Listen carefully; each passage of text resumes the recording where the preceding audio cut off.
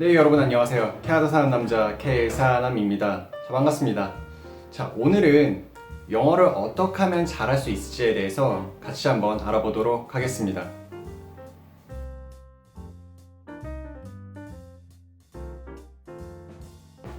네, 사실 메일로 문의가 많이 왔습니다. 영어를 어떻게 하면 잘할 수 있냐고 물어보시더라고요. 그래서 이번 영상에서는 영어를 잘하는 과정 중에 있어서 가장 기본적이면서도 꼭 필요한 두 가지를 말씀드리려고 합니다. 기본적이면서도 꼭 필요한 두 가지. 자, 첫 번째, 인풋. 자, 인풋이라 함은 한마디로 영어 공부인데요. 표현을 배우고 영어로 된 글을 읽고 영어를 듣고 단어를 연결하는 법을 익히고, 즉 영어에 대한 지식과 정보를 습득하는 것을 말합니다. 이러한 인풋이 없다면 영어 실력이 발전하지 못하고 제자리에 머물겠죠. 그리고 두 번째, 아웃풋. 인풋으로 입력된 정보를 기반으로 생산을 하셔야 합니다. 자, 무슨 말이냐 하면 영어 표현을 배우셨다면 직접 입으로 소리내서 연습해 보시고 영어로 글도 써보시고 직접 사용해 보시는 과정이 필요합니다. 인풋만 있고 아웃풋이 없다면 입 밖으로 영어가 자연스럽게 나오지 않겠죠. 네, 이 두 가지가 제가 이번 영상에서 여러분께 소개해드릴 가장 중요한 포인트입니다. 인풋, 아웃풋. 들으실 때 당연한 말이라고 생각이 드실 텐데 이 두 개 다 지키시는 분들이 생각보다 많지 않습니다. 약 2010년 전까지만 해도 인풋을 굉장히 중요시하게 여기는 분위기였잖아요. 인풋은 정말 과도할 정도로 많았죠.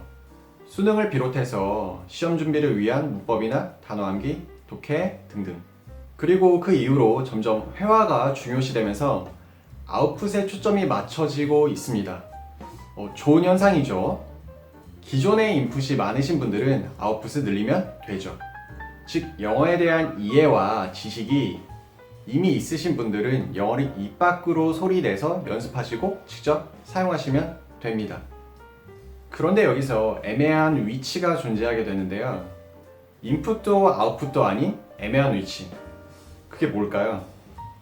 인풋이 없는데 아웃풋을 너무나 의식한 나머지 영어 공부는 딱히 안 하면서 알고 있는 표현만 계속 사용하려 하는 경우. 이런 경우엔 상황에 적절치 않거나 맞지 않는 표현을 계속해서 사용하게 될 가능성이 있고 사용할 수 있는 표현도 한정적이게 되겠죠. 무엇보다 제일 큰 문제는 회화의 중요성을 인지하기 시작하면서 영어 공부는 회화가 아니라고 생각하여 영어 공부, 즉 인풋을 소홀히 하는 경우, 이 경우는 문제가 될 수 있다고 말씀드리고 싶습니다. 한마디로 인풋 없이 아웃풋을 만들려다 둘 다 못 만드는 상황이 된 거죠. 그리고 지금 이러한 상황에 계신 분들이 절대 적지 않습니다. 자동차가 굴러가기 위해선 연료가 필요하듯이 아웃풋을 만들어내려면 충분하진 않더라도 원하는 아웃풋을 만들어낼 정도의 최소한의 인풋은 필요합니다. 그만큼 인풋 또한 아웃풋만큼 중요하다고 말씀드릴 수 있겠네요. 자, 그러면 정리 한번 해보도록 하겠습니다. 기억이 나시는지 한번 확인해 보세요. 영어를 잘하기 위해서는 인풋과 아웃풋이 필요하죠. 인풋은 표현을 배우고 글을 읽고 영어를 듣고 문법을 이해하는 것처럼 영어의 지식을 알아가는 것입니다. 그리고 아웃풋은 배우신 영어 지식을 기반으로 직접 소리내어서 연습해보고 영어로 글도 써보고 직접 사용해보면서 영어를 습득해 나가는 것이죠. 인풋이 많으신 분들은 큰 문제 없이 아웃풋을 늘리시면 됩니다. 하지만 인풋이 없는데 아웃풋을 만들어내려 한다면 제대로 된 아웃풋이 나오기 힘들죠. 회화가 중요시됨에 따라 아웃풋만을 강조하시는 분들이 많으신데 그때 인풋을 소홀히 하시면 안 된다는 점을 전해드리고 싶습니다. 왜냐면 인풋 없이는 제대로 된 아웃풋이 나올 수 없기 때문이죠. 인풋과 아웃풋, 즉 표현을 알아가고 배운 표현을 소리내어서 사용하셔야 한다는 것.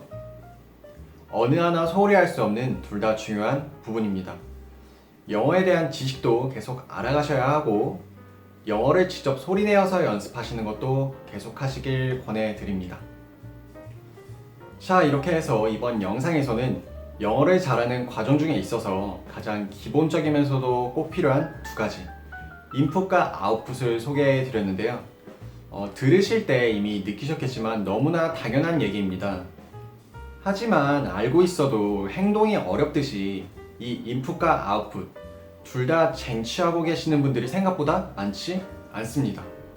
그래서 이번 영상을 통해서 본인의 인풋과 아웃풋은 어느 정도 되는지 한번 체크해 보실 수 있는 기회가 되셨으면 좋겠습니다. 2017년이 됐는데요. 새해 다짐 리스트에 영어 공부가 있으실 거라 생각이 됩니다. 저도 2017년에는 영어 표현뿐만 아니라 문법과 유학생활, 그리고 영어 잘하는 방법을 다룬 영상도 계속해서 업로드할 계획이니까요. 아직 구독 안 하신 분들은 구독 눌러 놓으시면 새로운 영상을 편리하게 받아보실 수 있습니다. 네, 이번 영상은 여기까지고요. 저는 다음 영상으로 찾아뵙도록 하겠습니다. 네, 지금까지 캐나다 사는 남자 캐사남이었고요. 다음 영상에서 만나요. 해피 뉴 이어!